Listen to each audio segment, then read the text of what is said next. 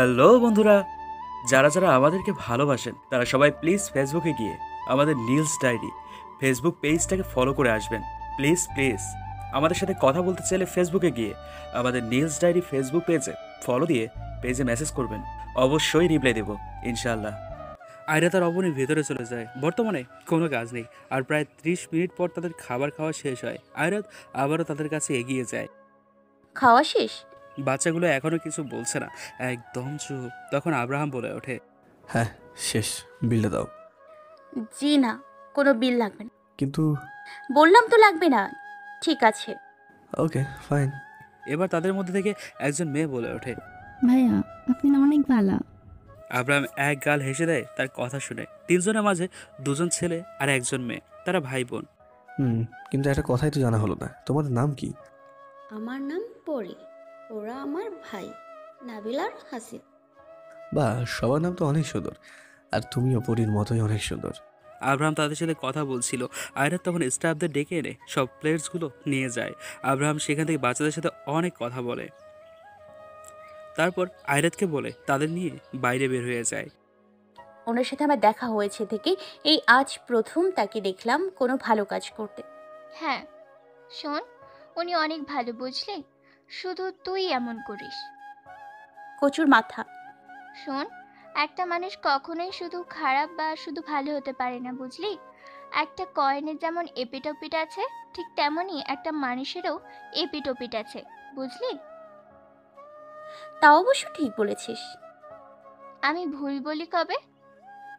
অবনীর ভাব দেখে আয়রাত দেয় এক তাকে ধাক্কা, আর হি হি করে হেসে দেয়। এভাবেই সেদিন কাজ শেষ করে আয়রাত বাড়ি এসে পড়ে। বাড়ি এসে দেখে তার চাচা চাচি সবাই বসে আছে। তবে আজ পরিস্থিতি শান্ত। আয়রাত হল রুমে গিয়ে নিজের ব্যাগটা রেখে দেয়। কি বলবে মাথায় আসছে না, তাই কিছু না বলেই সোজা নিজের রুমের দিকে যেতে ধরে আয়রাত। আর তখনই আয়রাতের চাচি কলির ডাক আসে। আয়রাত, আয়রাত থেমে যায়, ঘুরে আবার তার চাচির দিকে ফিরে আসে। জি চাচি। তোর সাথে কিছু কথা ছিল। হ্যাঁ বলো। ভাবলাম তোর পড়াশোনা তো চলতেছে তাই না, দিন দুনিয়া বেশি ভালো না, তার উপর বাইরে যাস, কাজ করতে হয়, পড়াশোনা আর করতে হবে না। ভাবলাম তোর বিয়েটা ভালো কাউকে খুঁজে দিয়ে দেব।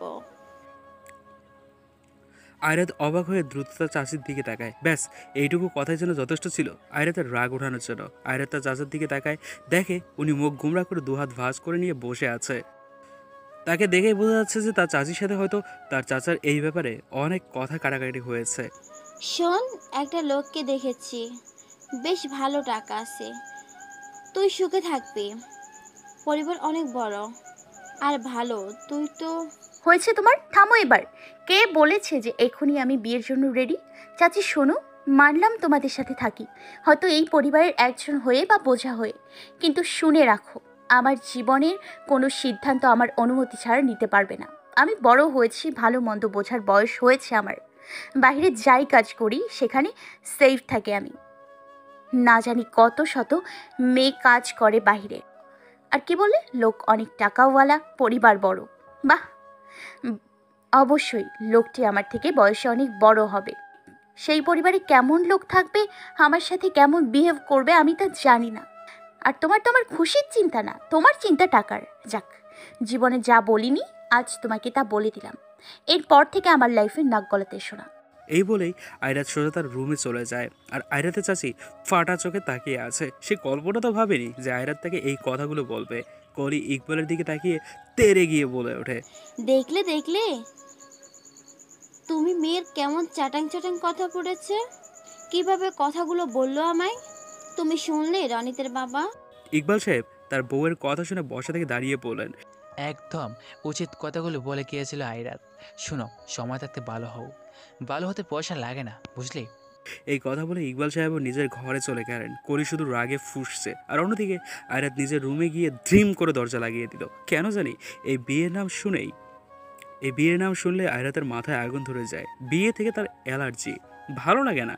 আয়রাত কাজ করছে আর একা একাই বকবক করে চলেছে। সব সময় বেশি। এখন আর চুপ করে থাকবো না। যখন যাইছে তাই বলবে নাকি? হ্যাঁ, যখন যাইছে তাই বলবে নাকি? অনেক চুপ থেকেছি আর অনেক সহ্যও করেছি, কিন্তু আর না। আজ কিনা আমার বিয়ে অবধি চলে গিয়েছে, মেজাজটাই পুরো খারাপ করে দিয়েছে। হ্যাঁ, এত শখ যখন, তখন নিজের একটা বিয়ে করে নিক না। আমাকে বলতে কেন আসে? দরকার হলে এই বাড়িতেই থাকবো না, বের হয়ে যাব। এখনও থাকতাম না, থাকছি শুধু চাচার আর রনিতের জন্য। আয়রাত রাগের চোটে ওয়াশরুমে ঢুকে যায় ফ্রেশ হতে। অনেকক্ষণ পর বের হয়ে রাতের খাবার না খেয়েই শুয়ে পড়ে। পরের দিন ফোনের অ্যালার্মে ঘুম ভাঙে আয়রাতের। উঠে দেখে বালিশের ওপর নিজের মাথার বদলে পা রয়েছে, মানে পুরো উল্টো। এলোমেলো হয়ে না ঘুমালে তার ঘুমই ধরে না। রাতে ফ্রেশ হয়ে শুয়েছিল, তাই চুলগুলো ভেজা ভেজা চুল আর বাঁধেনি, ওভাবেই শুয়েছিল। এখন কাকের বাসা হয়ে আছে। আয়রাত আড়মোড়া ভেঙে উঠে পড়ে। আজ ভার্সিটিতে লেকচার আছে, দ্রুত যেতে হবে। আয়রাত উঠে ফ্রেশ হয়ে নিচে নেমে আসে। প্রতিদিনকার মতো তার চাচি এখনো ঘুম থেকে উঠেনি। আয়রাত গিয়ে সকালের নাস্তা বানিয়ে ফেলে। ডাইনিং টেবিলের উপর খাবার সব রেখে দিয়ে এসে পড়ে। নিজের খাবারটুকু খেয়ে সুন্দরভাবে রেডি হয়ে ভার্সিটিতে চলে যায়। বাইরে এসে রিক্সা নিয়ে নেয়, জাস্ট তার সোজা ভার্সিটির সামনে এসে থামে। আয়রাত নেমেই দেখে দিয়া দাঁড়িয়ে আছে। এসেছিস? আসলাম। তাড়াতাড়ি চল, ওই বুইরা মনে হয় ক্লাসে চলে গেছে। বুইরা? আরেক আব্দুল স্যার, খবিস ওইটা তো বুইরাই, ওরই লেকচার। হাই রে। এই চল না, লেকচার বাঙ্ক করি। এই হপ না, কতদিন পর লেকচার করতে হবে? অযথা বাহানা করিস না তো, প্লিজ চল। আয়রাত এক প্রকার বকতে বকতেই দিয়াকে নিয়ে চলে গেল লেকচার রুমে। আজ আব্রাহাম এসছে কিছুটা দেরি করে ভার্সিটির সামনে, যার ফলে আয়রাতকে প্রথমে দেখতে পারেনি। আব্রাহাম মাস্ক পরে থাকে, তাকে বাধ্য হয়ে পড়তে হয়। গাড়ি থেকে নেমে গাড়ির সাইডে হেলান দিয়ে দাঁড়িয়েছিল সে। তখনই তার কানে কিছুটা চিল্লাপাল্লার আওয়াজ আসে, কোনো মেয়ের গলা। আব্রাহামের কেমন যেন খটকা লাগে। আওয়াজের ধারা ধরে আব্রাহাম সেদিকেই চলে যায়। আর ওদিকে প্রায় 50 মিনিট পর লেকচার ক্লাস শুরু হয়। আর নাকি কোনো ক্লাস হবে না। দিয়ার বাবা ফোন করেছিল, দিয়াকে আর জলদি বাসায় যেতে বলেছে। তাই সে ক্লাস থেকে বের হয়েই আয়রাতকে বলে বাসায় চলে গিয়েছে। ক্লাস যেহেতু অনেক তাড়াতাড়ি শেষ, তাই আয়রাত ভাবলো যে তাড়াতাড়ি হোটেলে চলে যাবে। এতে সে কাজের টাইমও বেশি পাবে আর বাড়িতেও জলদি যেতে পারবে। অ্যাজ এ রেজাল্ট তার চাচির বকবকারি থেকে মুক্তি পাবে সে। এগুলো ভেবে ভেবেই আয়রাত সামনে যাওয়ার জন্য পা বাড়ায়। তবে ক্যাম্পাসের সাইড থেকে জোরে সোরে আওয়াজ এলে আয়রাত কপাল কুঁচকে সেদিকে তাকায়। কৌতূহলী মন সেদিকে চলে যায়। আর যেতেই যা দেখে তাতে আয়রাত চরম লেভেলে অবাক হয়। আয়রাত কখনো ভাবতেও পারেনি যে এখানে এসে সে এমন কিছুটা দেখবে। আয়রাত গিয়ে দেখে সেখানে একটা মেয়ে দাঁড়িয়ে আছে, আর তার কিছু দূরে আব্রাহামের হাতে মেয়েটার ওনা রয়েছে, আর মেয়েটা কেঁদে কেটে দাঁড়িয়ে আছে। আয়রাত সেখানে গেলেই আব্রাহাম আর মেয়েটা তাকে দেখে। আয়রাতের চোখ মুখ সব রাগে লাল হয়ে গিয়েছে। আব্রাহামের হাতে মেয়েটার ওড়না দেখে এখন মেজাজটা যেন 440 ডিগ্রিতে পরিণত হয়ে গেছে। আব্রাহাম কিছুটা বলতে যাবে তার আগে আয়রাত গিয়ে আব্রাহামের গালে কষে একটা থাপ্পড় মেরে দেয়। থাপ্পড়ে আব্রাহাম নড়তে পারেনি এক ফোঁটাও। আব্রাহাম আগের ন্যায় দাঁড়িয়ে আছে, তবুও আয়রাত রাগে ফুঁসছে। আয়রাত এক নজর আব্রাহাম আর মেয়েটার দিকে তাকিয়ে রেগে মেগে সেখান থেকে এসে পড়ে। আব্রাহাম আর আয়রাতের দিকে তাকায় না। আব্রাহাম শুধু চোখ দুটো বন্ধ করে কয়েক সেকেন্ড চুপ থাকে, তারপর মেয়েটার কাছে এগিয়ে তার ওড়নাটা তাকে দিয়ে দেয়। ঠিক আছো তুমি? জি ভাইয়া, ঠিক আছে। অনেক অনেক ধন্যবাদ ভাইয়া। আজ আপনি না থাকলে কি যে হইতো আমার। অনেক ধন্যবাদ ভাইয়া। It's okay. আর চিন্তা করো না, ওরা তোমাকে আর জানাবে না। বাড়ি যাও এখন। মেয়েটা সেখান থেকে মাথা নিচু করে এসে পড়ে। আসলে মেয়েটা ভার্সিটির জুনিয়র কেউ একজন, তবে কিছু বকাটা ছেলে তাকে জ্বালাচ্ছিল। আর আজ তো একদম ঘেরাও করে ধরেছিল। যখন ছেলেগুলো মেয়েটার সাথে অসভ্যতম করতে শুরু করে দিল, তখন মেয়েটা চিল্লাচ্ছিল। আব্রাহাম তার শুনে এদিকে এগিয়ে আসে, এসেই বেধড়কভাবে মেয়েটার ছেলেগুলোকে কেউ অনেক বেশি ক্ষত হয়েছে, কেউ বা অল্প। তারা আব্রাহামকে দেখে দৌড়ে পালায়। মেয়েটার গায়ের ওপর থেকে তারা ওড়না নিয়ে দিচ্ছিল। আব্রাহাম তাদের মেরে ওড়না তাদের হাত থেকে নিয়ে নেয়। মেয়েটাকে তার ওড়না দিতে যাবে, তখনই আয়রাত চলে আসে আর ভুল বুঝে আব্রাহামকে, যার ফলে দেয় কষিয়ে এক থাপ্পড়। আয়রাত তো রেগে হোটেলে চলে গেছে, তবে আব্রাহামের মাথায় আগুন জ্বলছে। আয়রাত তাকে থাপ্পড় মেরেছে। এটা যেন কোনোভাবে মেনে নিতে পারছে না আব্রাহাম। আয়রাতকে কি করবে ভেবে পায় না সে। রাগে আব্রাহামের ফর্সা মুখটা মুহূর্তেই লাল বর্ণ ধারণ করেছে। আব্রাহাম সেখান থেকে নিজের বাসায় চলে যায়। আব্রাহামের দাদি ইলা বেগম হলরুমে বসেছিল, কিন্তু আব্রাহাম কোনো দিকে না তাকিয়ে সোজা নিজের রুমে গিয়ে দরজা লাগিয়ে দেয়। তার দাদি শুধু অবাক হয়ে তাকিয়ে আছে। আব্রাহাম রুমে গিয়েই তার ওপর থেকে নিজের জ্যাকেটটা খুলে বিছানাতে ছুঁড়ে ফেলে, শার্টের হাতাগুলো ফোল্ড করে নেয়। কয়েক মিনিট পরে ঠাস ঠাস করে একটার পর একটা আওয়াজ আসতে লাগে রুম থেকে। আব্রাহামের দাদি নিচেই বসেছিলেন। আওয়াজ পেয়ে বুঝে গেলেন যে হয়তো বাইরে কিছু হয়েছে, আর রাগগুলো এখন ঘরের জিনিসপত্রের উপর তুলছে। আব্রাহাম তার রুমের সব কাচের জিনিসগুলো ভেঙে খান খান করে দিয়েছে, তবুও রাগ থামার নয়। সব ভাঙচুর করার পর দু হাত দিয়ে নিজের মাথা চেপে ধরে বসে থাকে সে। ফর্সা দুই হাতের রগগুলো কেমন ভেসে ভেসে উঠেছে। চোখ বন্ধ করে এক হাত দিয়ে নিজের কপালে স্লাইড করছে আর আয়রাতে সেই থাপ্পড় দেওয়ার দৃশ্যটাই ভাবছে। তখনই আব্রাহামের দাদির রুমে খুব সাবধানে এসে তার পাশে বসে পড়ে, দেন বলে ওঠে। আব্রাহাম তো সব কিছু ভাঙচুর করে দু হাত দিয়ে মাথা চেপে ধরে আছে। আব্রাহামের দাদি বেশ বুঝে গেছে যে কিছুতে একটা গন্ডগোল আছেই। তিনি খুব সাবধানে রুমের ভেতরে চলে যান, গিয়েই আব্রাহামের পাশে বসে পড়ে, দেন বলে। আব্রাহাম মাথায় হাত রাখলে আব্রাহাম বোঝে যে এটা তার দাদির স্পর্শ। এই একটা মানুষ যার উপর আব্রাহাম কখনোই রাগ করে থাকতে পারে না। আব্রাহাম মাথা নিচু করে তার দাদির দিকে ঘুরে বসে। কি হয়েছে? কেউ কখনো আমার দিকে চোখ তুলেও তাকানোর সাহস পেত না, রাজ কি না? কি হয়েছে বলবি তো? কিছু না দাদি, ভালো লাগছে না আমার। তখনই আব্রাহামের দাদি খেয়াল করে যে আব্রাহামের হাতের খানিক অংশ কেটে গিয়েছে, হয়তো কাজ দিয়েই। ইলা বেগম দ্রুত আব্রাহামের হাতটা চেপে ধরে। হে আল্লাহ, হাত তো কেটে গিয়েছে তোর, আর রক্তও পড়ছে। আচ্ছা আয় দেখি, ক্ষত স্থানটুকু বেঁধে দেই। It's not a big deal দাদি, ঠিক হয়ে যাবে। চুপ কর তো। ইলা বেগম জোর করেই আব্রাহামের হাতের কাটা স্থানটুকুতে মলম লাগিয়ে দেয়। আব্রাহাম আজ সারাদিন রুম থেকেই বের হয়নি, খাওয়াও ঠিকভাবে খায়নি। খাবার যেন তার গলা দিয়ে নামছেই না। আর এতে থাপ্পড় দেবার কথাটাই বারবার মন মস্তিষ্কে ঘুরপাক খাচ্ছে। আব্রাহামের কথা হচ্ছে যে আমরা সবসময় যা নিজের চোখে দেখি তা সবসময় ঠিক হয় না। আর এত শুধু দেখলো আর এসেই ঠাস একটাবার এক্সপ্লেন করার সুযোগ তো দিত, কিন্তু না, আয়রাত তা করেনি। আব্রাহামের হাতে এখন একটা গরম কফির মগ, করিডোরে দাঁড়িয়ে দাঁড়িয়ে কথাগুলো ভাবছে আর গরম কফির মুখে চুমুক দিচ্ছে। আয়রাতকে সে যে কী করবে সে জানে না, নিজেই জানে না। মাথা প্রচণ্ড রকমের খারাপ হয়ে রয়েছে। সেখানে অনেকক্ষণ দাঁড়িয়ে থাকতে থাকতে আব্রাহাম এসে পড়ে রুমে। আমি বিনা কারণে কিছু করি না, তবে একবার যদি আমার মেজাজটা খারাপ হয়েছে তো আমি কাউকে ছাড়ও দিই না। ভুল তো তুমি করেছো, তা বুঝেই হোক আর না বুঝেই ভুলের মাসুল দিতেই হবে। আয়রাত জান। আব্রাহাম এখন দাঁড়িয়ে আছে ঠিক 11 তলা ছাদের এক কিনারে, এক ধ্যানে নিচের দিকে তাকিয়ে আছে আর এই কথাগুলো মনে মনে আওড়াচ্ছে। আব্রাহামের এটা পুরনো স্বভাব। যখন রাগ ওঠে আর তা কমানোর কোনো উপায় পায় না, তখন এই যে শ্যুট করা, অযথা চাকু নিয়ে বসে থাকা বা অনেক উচ্চতা থেকে নিচে তাকিয়ে থাকা, এগুলো করে যেন সে আলাদা শান্তি পায়। হ্যাঁ, শুনতে অনেক অদ্ভুত, কিন্তু এগুলোই সে করে থাকে। আব্রাহাম দাঁড়িয়েছিল, তখনই রাশেদ আব্রাহামের কাছে ফোন দেয়, অর্থাৎ যে আব্রাহামের সাথে কাজ করে। হ্যালো স্যার, সাগরের লাশটা পুলিশরা খুঁজে পেয়েছে। কোথায় ফেলেছিলে ওটাকে? স্যার, ব্রিজের উপর থেকে ফেলে দিয়েছিলাম। আহা, পুড়িয়ে দিলে বেশি ভালো হতো, এত লাঠিও ভাঙতো না, সাপও মরতো না। সরি স্যার, ভুল করে ফেলেছি।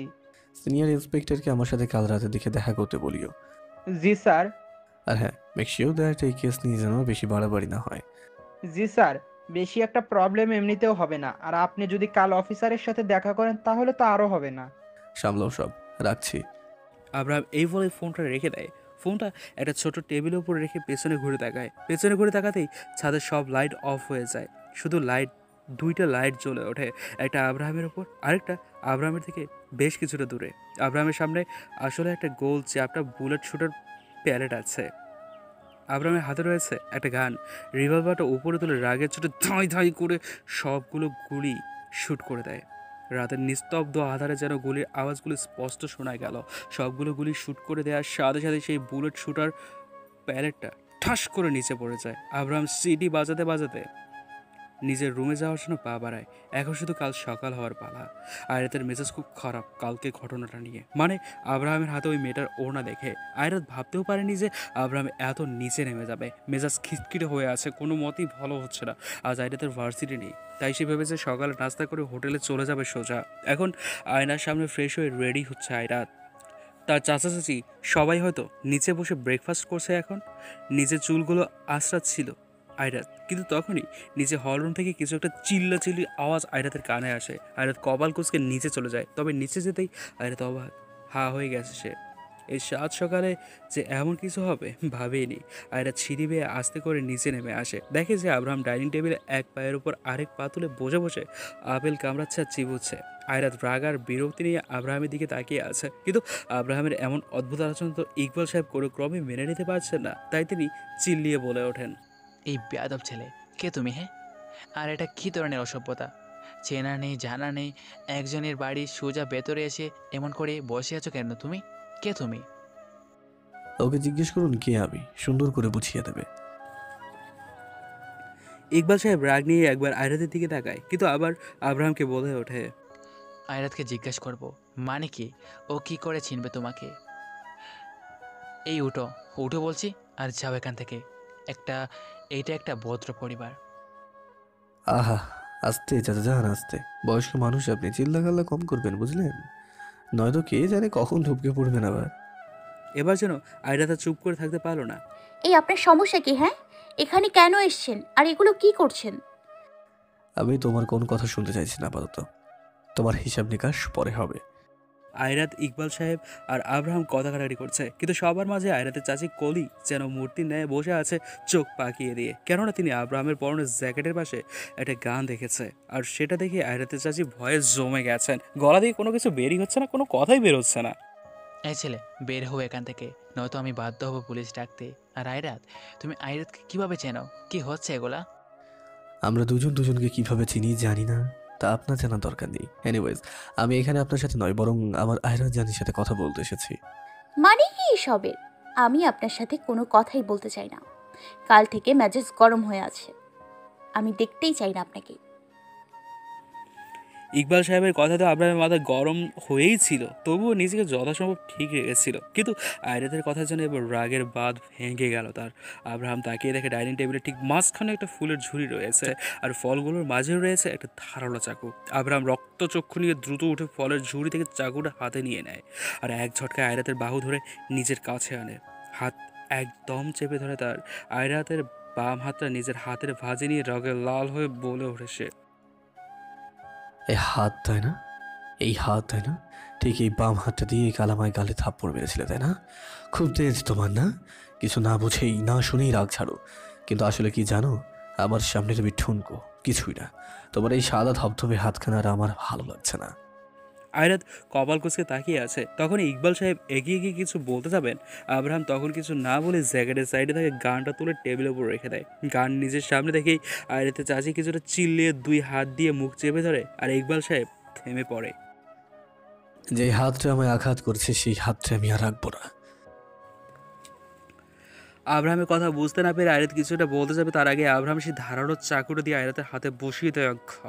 আয়রাত অনেক জোরে চিল্লিয়ে ওঠে, হাতের তালুর মাঝ বরাবর কেটেছে একদম, রক্ত গড়িয়ে গড়িয়ে ঝরছে। তবে আব্রাহাম এক দৃষ্টিতে আয়রাতের দিকে তাকিয়ে আছে, আর আয়রাত ব্যথায় কুকড়ে উঠছে বারবার। ব্যথা হচ্ছে তাই না জান? খুব খারাপ লাগছে। এই সেম খারাপটা কাল আমারও লেগেছিল। ইকবাল সাহেব তেরে তাদের কাছে যাবে, তার আগে আব্রাহাম আয়রাতের বাহু অনেক শক্ত করে ধরে সিঁড়ি বেয়ে সোজা উপরে আয়রাতের রুমে যাওয়া শুরু করে। আয়রাত যেতে না চাইলে আব্রাহাম জোর করে তাকে টেনে টেনে নিয়ে যাচ্ছে। আব্রাহাম আয়রাতকে রুমে জোর করে নিয়ে গিয়ে বিছানাতে বসিয়ে দেয়, আর ঠাস করে রুমের দরজাটা লাগিয়ে দেয়।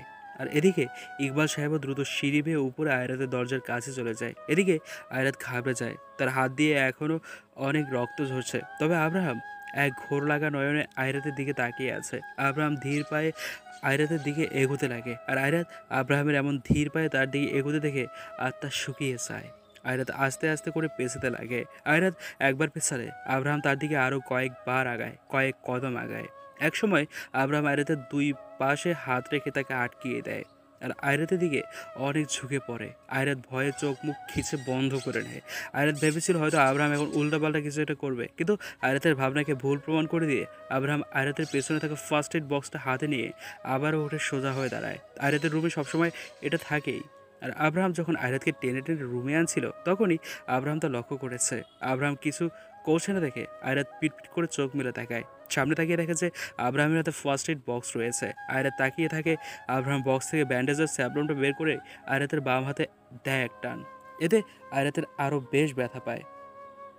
আব্রাহাম আলতো আলতো হাতে আয়রাতের হাতটা ব্যান্ডেজ করে দিতে থাকে। প্রচুর জ্বালা পোড়া করছে হাতে। আয়রাত চুপিসারে কান্না করেই যাচ্ছে। রাগে চড়ে নিজের হাতটা আব্রাহামের হাতের ভাঁজ থেকে সরিয়ে আনতে চাইলে আব্রাহাম তা যেন আরও জোরে আঁকড়ে ধরে। আর এদিকে ইকবাল সাহেব আয়রাতের রুমের দরজাতে এসে ইচ্ছে মতো ধাক্কাচ্ছে, কিন্তু খোলার নামই নেই। আয়রাত বারবার রুমের দরজার দিকে আর আব্রাহামের দিকে তাকাচ্ছে, কিন্তু আব্রাহাম যেন অন্য কোনো দিকে তোয়াক্কা না করেই আয়রাতের হাতে ব্যান্ডেজটা করতে খুবই ব্যস্ত। বেয়াদব ছেলে, কি করছো তুমি? ভেতরে যদি কিছু উল্টাপাল্টা কাজ করছো আয়াতের সাথে তো একদম জান নিয়ে নেব। ছেড়ে দাও বলছে আয়াতকে, কোনো অসভ্যতামানি করবে না। আয়রাত দরজার দিকে তাকিয়ে আছে আর এদিকে ইকবাল সাহেবের কথা আব্রাহাম ফিক করে হেসে দেয়। আমি এখানে তোমার হাতের ব্যান্ডেজ করে দিচ্ছি আর ওদিকে তোমার চাচ্চু আমাকে তোমার রেপ করার পারমিশন দিচ্ছে। Like seriously. আব্রাহামের এমন কথায় আয়রাত মাথা নিচু করে ফেলে আর তখনই আয়রাতের হাতের ব্যান্ডেজ করা শেষ হয়ে যায়। আব্রাহাম এবার এক হাঁটু ভাঁজ করে আয়রাতের সামনে বসে পড়ে। এই মেয়েটা তোমাদের কলেজে জুনিয়র ছিল, কিছু পকারের ছেলে ওকে জ্বালাচ্ছিল, একসময় গায়ের ওপর থেকে ওড়নাটাও নিয়ে নেয়, চিল্লি করছিল আর আমি বাঁচিয়েছি। ওড়নাটা তুলে ওকেই দিতাম, কিন্তু এখন তুমি এসে পড়লে আর ভুল বুঝলে আমায়। এতটাই ভুল যে থাপ্পড়ও মেরেছ, যার পরিণামস্বরূপ আজ তোমার এই হাত কাটা, নয়তো কাটতো না। তোমাকে আমি আঘাত করবো আর সেই আঘাতে মলমটাও আমি লাগাবো, ঠিক যেমনটা করলাম এখন, বুঝলে? এরপর থেকে যাই করো না কেন একটু বুঝে শুনে করবে, নয়তো পরের বার কী করবো আমি নিজেও জানি না। তবে যাই করি না কেন তার ফল অতি মাত্রায় খারাপ হবে, বুঝলে আয়রাত বেবি? আব্রাহামের কথায় আয়রাত শুধু ফ্যালফেল করে তাকিয়েছিল। অবশেষে আব্রাহাম দরজা খুলে আয়রাতের হাতটা নিজের এক হাত দিয়ে এখনো ধরেই রেখেছে। দরজা খুলে দেখে ইকবাল সাহেব দাঁড়িয়ে আছেন। ওই যে চাচা যান, সাইড প্লিজ। ইকবাল সাহেবের পাশ কাটিয়ে আব্রাহাম আয়রাতের হাত ধরে নিয়ে এসে পড়ে। কারোর সাথে কোনো কথা না বলে সোজা আয়রাতের হাত ধরে বাইরে নিয়ে এসে পড়ে। বাইরে আসার সময় ডাইনিং টেবিল ওপর থাকা গানটা ছু মেরে এনে পড়ে, ছু মেরে নিয়ে নেয়। তারপর কাউকে কিছু না বলেই আয়রাতকে বাইরে নিয়ে এসে পড়ে, গাড়িতে বসিয়ে দেয়। এরই মধ্যে আয়রাত একটা কথাও বলছে না, মূলত সে ভয় পেয়ে আছে। আব্রাহাম এসে গাড়িতে আয়রাতের পাশ দিয়ে বসে পড়ে। আব্রাহাম তাকে এখন কোথায় নিয়ে যাচ্ছে তা সে জানে না। হ্যালো বন্ধুরা, যারা যারা আমাদেরকে ভালোবাসেন তারা সবাই প্লিজ ফেসবুকে গিয়ে আমাদের নিউজ ডায়েরি ফেসবুক পেজটাকে ফলো করে আসবেন।